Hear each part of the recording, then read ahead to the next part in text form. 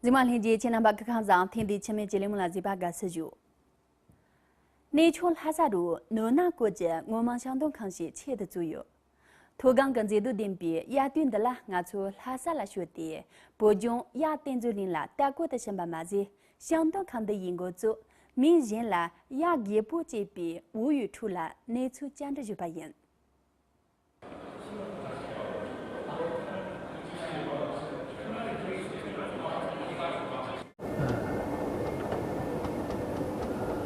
这个面积是有多少呢？连院庭院一共1万。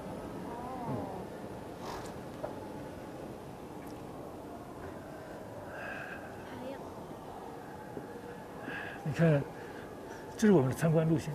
哦，这个是牦牛蹄印子。哦，这个细节。所以啊，这个开始没有，是去年我想出来的。是吧？后来国家文物局的那个领导来。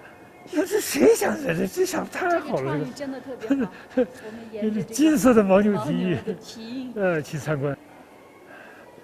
这样的，这个第一个厅叫港湾牦牛厅。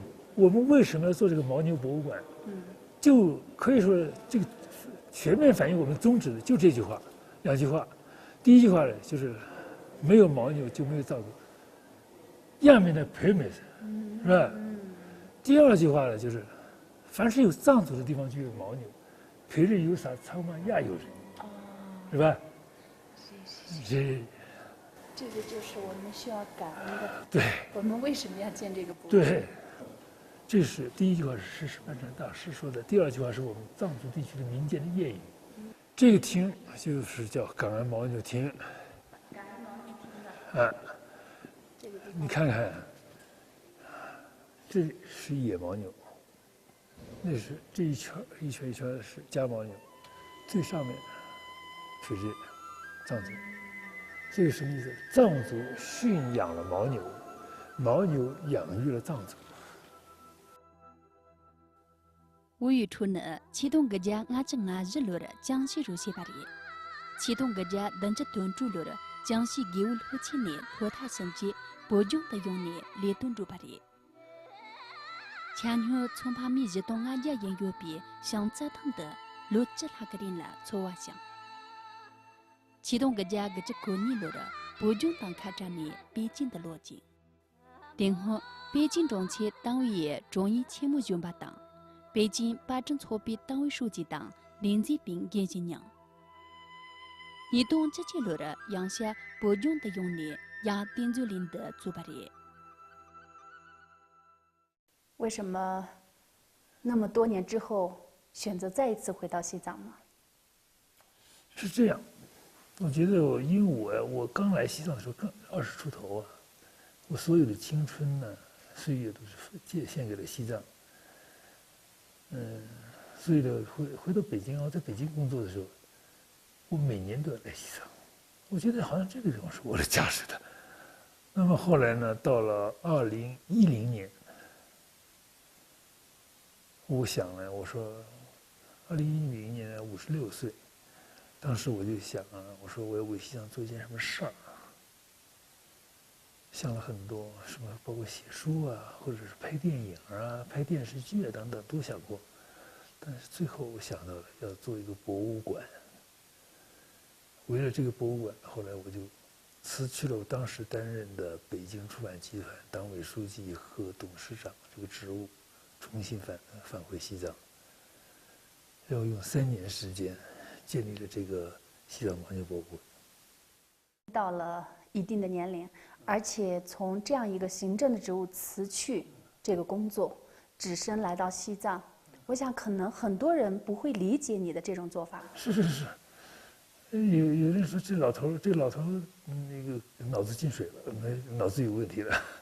因为这个时候呢，一般都是我们那个到了50多岁，在西藏工作了一段时间以后，再回到内地。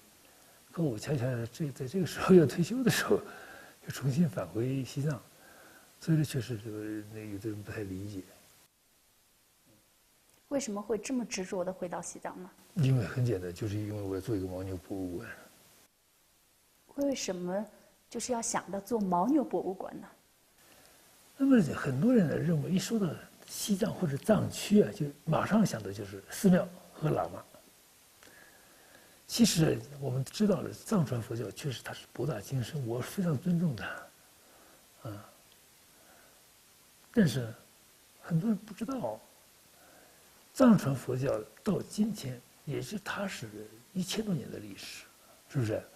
它是从公元6世纪、7世纪开始的，但是牦牛文化它是在公元前就已经有了，所以我们不能认为的。说藏传佛教文化就是西藏文化，这个理解是错误的。藏传佛教文化可以说西藏文化的一个很重要的部分，但是它远不是西藏文化的全部。那么我这个观点呢，我要跟那藏传佛教界的一些的高僧大德啊，我交换过这个意见，甚至跟班禅大师我们也讨论过。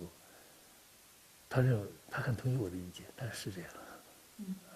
对，很多人就是说到西藏，可能外来的人会想到雪山草原，包括蓝天白云这些，也刚才老师说到的像寺庙这些，而你想到的是牦牛。对，这个我就是特别想问的是为什么？为什么是这样？我进藏之后啊，我在藏北工作了12年，可以说是每天都要跟牦牛打交道，特别是。有一次，这是1977年，也是距今40年前。我当时呢，我是从那曲镇要去嘉里县，回嘉里县去。这个中间的路上有一座雪山，经过那个时候呢，积雪达4米之深，就房子还高。我们坐大车，大卡车，有20多台车误在那个地方。当时我们在这捂了多长时间？捂5天4夜。我们觉得这一次可能死定了，也可以在死在这儿了。县里面后来知道这个事儿以后，他就马上呢就动员了全县上人也很少，倒是没几个人。各家各户烙饼子，明天早上送到县里来。然后呢，装了几麻袋饼子就往那个山上运。开始是用212吉普。吉普走不了了，就换马，换了马一走，完了以后呢，马也走不了了，骑肚子了，骑马肚子了，走不了了。那个时候就赶了一群牦牛，前面挡路，把从雪堆里敞开一条路，后面几头牦牛就驮着那个饼子。在我们的绝望至极的时候，这个时候哗，看到牦牛出现了，而且后边是驮着饼子。我们当时有几10个人。大家捧着那个饼子吃的时候，很多人都哭了，说：“哎呀，牦牛救了我们的命。”所以就是这个情节，我永远都不会忘记。哎，牦牛那个憨厚的样子，拱着那个雪过来，驮着饼子过来，真的，老是想到40年前的那个情节。所以呢，我就说对牦牛的印象特别深。那么后来呢，这个说做牦牛博物馆这个事儿也有点奇怪啊。实际上呢，因为我在北京，我整天想西藏。做梦都在想西藏。对，结果在梦里边真的是在梦里边，出现那个什么呢？出现那个笔记本电脑的屏幕从左边的出现牦牛2个字，从右边的出现了博物馆3个字，就这样走到一块儿去了。当时我就一下子惊醒了，我觉得这是这个天大的秘密，我谁都不说。然后呢，我心里在想，我怎么牦牛博物馆？我脑子里就整天想，我就到网上啊，或者书籍是图书馆查了大量的资料，我就形成一个关于牦牛博物馆的创意。这个时候呢，我觉得我心里还是有谱，我一定要去做牦牛博物馆。这个是什么厅呢？这叫灵美牦牛，就是精神和艺术的牦牛。这里面有很多重要的藏品，你看看，用金子做的野牦牛。这个是在新疆的努尔羌出土的。哦，大概。然后他出土以后马上被人倒到国外去了。我们从国外弄来的。哦，这个还是在那是个从英国后来通过朋友弄到香港，从香港弄过来的。失传到国外的文物了。我们让文物牦牛回家了，他后来呢经过鉴定，是汉代距今2000年的东西。而且现在是国家一级文物。你看这里，就说的就是这个铜镜，但是这个光线你不一定看得到。有些人可以看到，有的人看不到。这上面有什么呢？你看这照片上有头牦牛。哦。看到了吗？看到了。看到了。这个可不得了啊！是西汉人。我现在其实也看到了。看到了吧？铜镜上的那个牦牛。看到了。哦，你看到了，你还可以。这个。哎，对。下方。对。在那啊。对。哦。这是2000多年前的东西。铜镜。这个铜镜啊，西藏自治区一共发现过3枚，带把的铜镜，但是有牦牛的只有这一个，这个可不得了。你懂这句了的，呀，点着林的笔，拉萨中切着，蒙错里呢，绿在地里着，蒙地位地了，呀，点着林来村呢，曼哈当，一人呢，人着有些当，伢藏些笔寻我所，这样没把的。你懂真的了的，呀，点着林的注意切的，无意出也，路就有点点别，哪那个里呢多些些把嘛些，北京党、春婚、四川、甘肃所，人切热党，总热等来刚热讲了。你懂这种了也，大娃那边才决定人啦，如真些人别，呀，点着林个阿里有么事，人定不别，这个他妈的话的。在这个筹建过程当中，给你印象最深或者说最让你感动的人是什么呢？其实很多啊，比如说我举个例子啊，是原来就藏北的深扎县有一个牧民，他听说有一个汉族人呢，来到西藏要做一个牦牛博物馆，他听到这个消息以后，他们全家人就开始年线，编织。最后缝制了一顶牦牛帐篷，就坐了3天汽车，当时那个路不好啊，坐了3天车才到拉萨，把这个帐篷给我。我说这个要多少钱啊？这一顶像一个房产啊！我说多少钱？他说你看，你都从北京跑到这个拉萨来给我们做一个牦牛博物馆，我们都是养牦牛的人，我们还要你的钱吗？所以我觉得他特别理解我。还有一个牧民，是他们老乡那个比如县的，比如县有一个牧民，他知道那个人特别聪明，他知道做牦牛博物馆。开始老百姓不知道博物馆是什么，不知道。后来我们就说呀，破障，牦牛宫殿，这个好。我们那世世代代都养牦牛，现在有人来给牦牛做一个宫殿，太好了。他就知道，他有一天他自己开了一个皮卡车，拉了一车东西，就包括了什么生产工具啊、劳动工具啊、驼鞍啊、什么奶桶啊。他知道，他说吴老师肯定需要这个亚克伯肯定需要这个，拉来。我一看我支持。后来我发了一个图片啊，发到微博上，当时首都博物馆的馆长一个评论说：“这是一批重要藏品，一定要把它登记好、保管好、展示好。”后来我说：“你这个要多少钱呢？”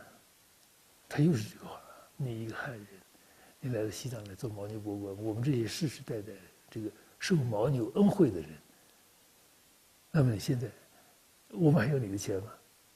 后来我说：“你开着车来啊，不容易啊。我给你加点油啊，给你点油，不要，都是免费的。都是免费。那像在整个这个博物馆的藏品当中，这样无偿捐赠的这个藏品大概能够达到多少呢？40%以上。这个数据在整个这个博物馆行业是一个，我认为绝无仅有，这是国有的博物馆，因为我们是公家的博物馆，不是我私人的博物馆。40%是来自捐赠的，绝无仅有。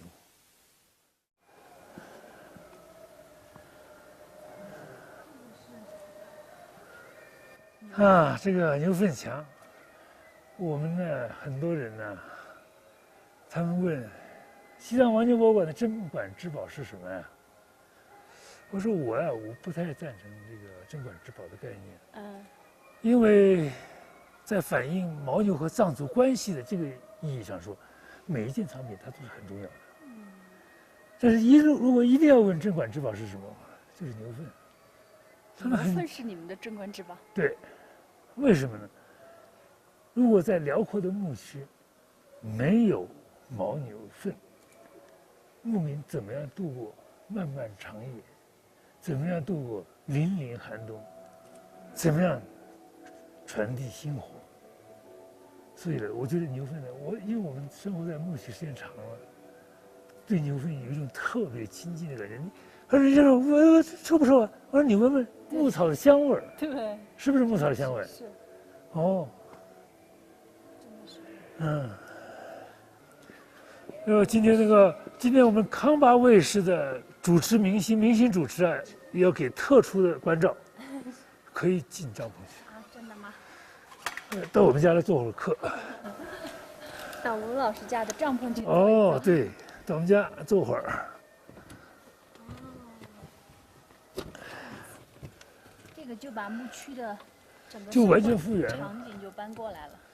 等于呢，我们呢后来呢把这些东西都一件的征集来以后，后来我们呢布展的时候是请牧民来那个灶牧民搭的，这东西怎么摆，牧民自己来摆。所以为什么说牧民到这里像到了自己家一样，就是因为这个。这个就是那区的牧民。对。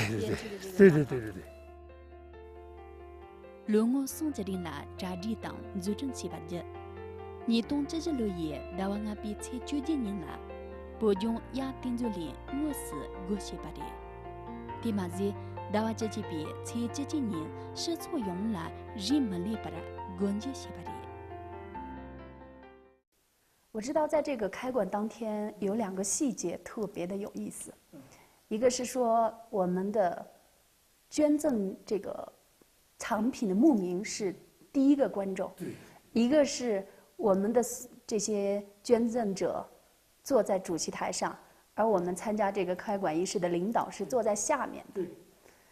这样一些细节的设计，你是想表达一种什么呢？我想的就是一个博物馆呢，它不是高高在上的殿堂，它就是人民心中的精神家园。而且特别是牦牛博物馆，牦牛博物馆的主人是谁？就是农牧民。所以那天大家我觉得领导也很理解，也很好。领导全部跟观众坐在一块儿，连不但是坐在台下，而且连那个坐骑都没有。但是农牧民全部坐在台上。后来我问农牧民，我说感觉怎么样？他说：“哎呀，我们过去开会啊，都是领导坐台上，我们坐台下。这次我们坐台上，感觉挺好，挺不错的。”然后呢，进博物馆第一个走进博物馆的就是我刚才说的这2个捐赠人，领导在后边跟着。我觉得他们真正感觉到，哎呦，我是这个博物馆的主人，因为这些牦牛文化是我们创造的。这个很有意思的，就是那天领导来了有好几个省部级干部，那厅局级干部人太多了，全部都坐在台下。开馆之后，这边的这种游客、观众的反响怎么样呢？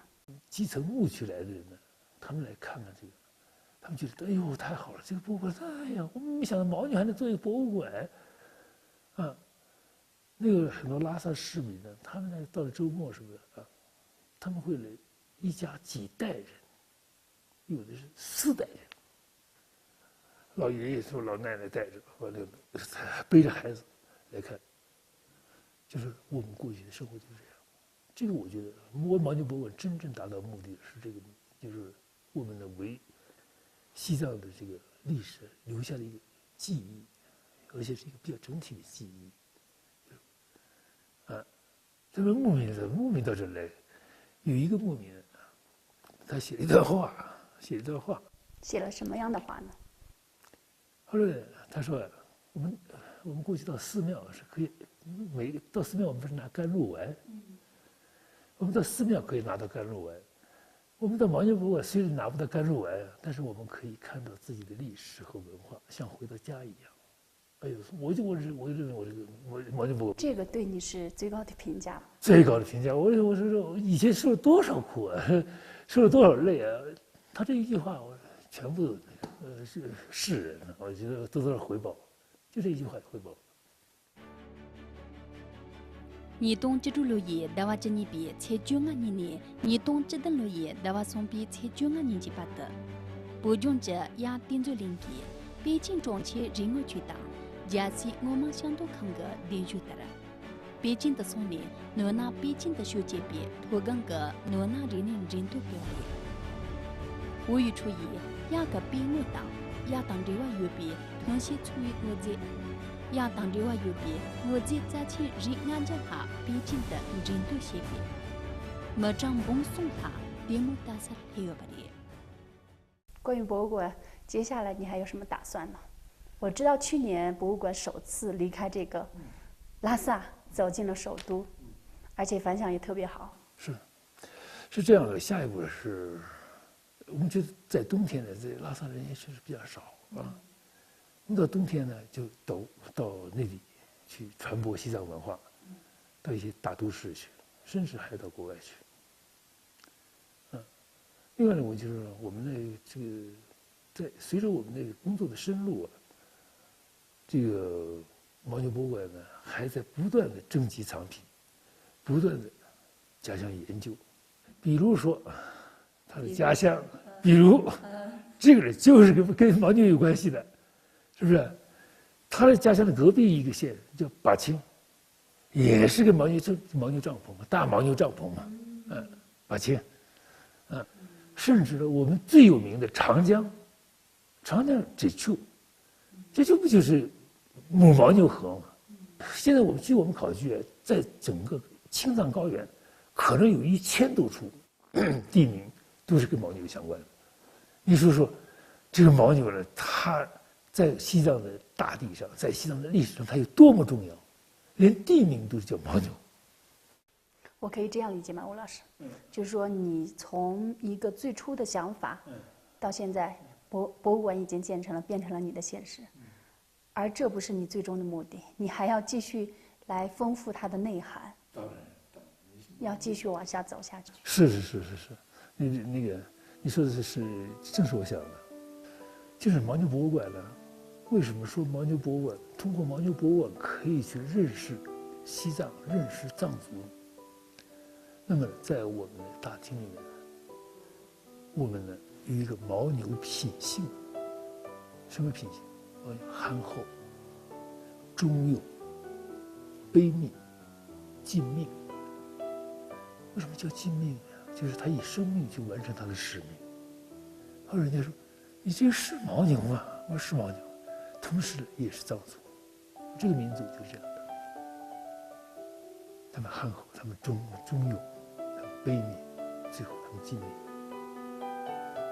我觉得这个人能够比较准确地传递牦牛身上所体现出来的文化和品性。这样这些问题是我与出一松把当中，不用亚定做里那个，就我在计划的呢，让我东个路就有钱，电话实价的学员就写来这边亚的买的，让我东查送洋或者就在切的爬行，就让来这一个亚个梅龙掉买的些。的那这里呢，的那若可着干啥讲的通知有别，就话里这边讲的些，因此这里呢，第一。若比错话，我是从把嘛子，空出错进那边个一定要应别，别那讲了当杂汤，侬那拉说把当你是嘛去吧的。也给不无语出当，不用也点着另八个当就的呢，等着相当就是有。也就不能把的那第零个年轻人现在那话突击起，我注意年轻点了忙不是单独呢，年轻我个青年安装先辈些年端好些着呢。